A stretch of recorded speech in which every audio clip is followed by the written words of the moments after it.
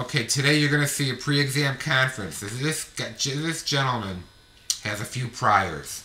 One is malicious destruction of property, which I always laugh at because people like to beat up stuff.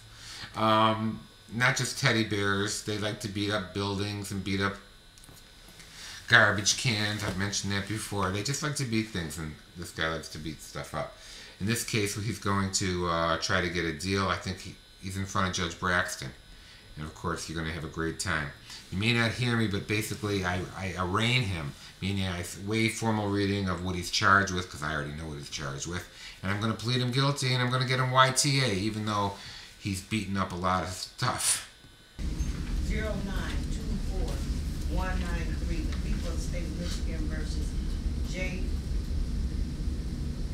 Ship, also known as J. Trick. May it please this Honorable Court, Jeffrey Perlman on behalf of Mr. Schiff, also known as Mr. Tripp. Now, as we see the information waived formal readings again to the charges, Your Honor, we're all right, the court will enter a plea of not guilty. He was arraigned on the 7th of October. This is our conference. All right, any offense by the prosecution? Not at this time, Judge, I'm asking my client, 19 years old. Now, I don't give them cobs when there's a victim involved unless prosecutors heard from them. I have heard from the victims, Your Honor. There are victims. Okay, we'll get to it then. May I question your client, Mr. Yes, Judge. Pearl? Sir, would you raise your right hand and be sworn? Do you solemnly swear or affirm that the testimony you're about to give in the matter now pending before the court is what you say? Yes, ma'am. Thank you.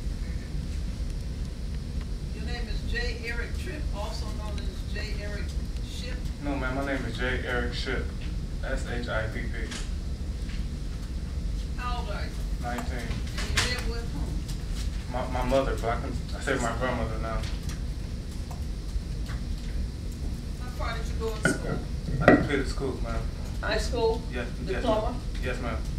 Were you employed at the time you were arrested? Yes, ma'am. Where? At Technicolor with select staff. How long have you been there? For a year. Have you any alcohol, drug, or gambling problems? No, ma'am. That includes marijuana. No, ma'am. Mr. Mahalik, what do you want to say about sentencing as it relates to Mr. Tripp? Your Honor, the guidelines here are 10 to 19. This case came when the complainant heard the defendant knocking on the door. She looked out, she observed the defendant heading towards the steps of an apartment in an apartment building. He denied that he was ever in there. She called the police, they came, they arrested him, they conveyed him there. He does have priors, Your Honor, a couple. He has a malicious destruction of property in 2007. He has trespass in 2007. He has a trespass in 2008. He has a possession of marijuana in 2008. Judge, he has no prior felonies. I'm asking the court to consider YTA and probation. Give him an opportunity. He's in school. He's going to Everest. Yes, ma'am. He works. He's got a place to live. Yes, ma'am. He's got a lot going for him. A lot more than a lot of people we've seen this morning. And I'm asking the court to consider giving him an opportunity not to have a felony. I'll look at his report first. I appreciate that, Judge.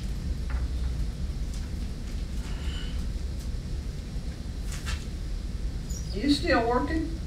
I was working the day I got arrested. How long have you been in? For a month.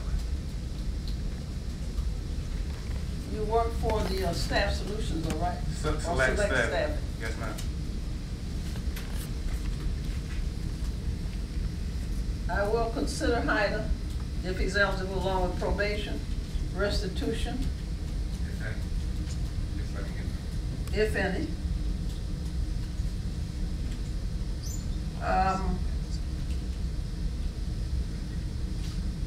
Alternative workforce. Was that one he knew? Yeah. I used to babysit her kid. I used to work for her. All right. There was no damages. It was a sort of situation where she didn't want him in the house at that time because her aunt was there and he went in. Is that correct, sir? Yes.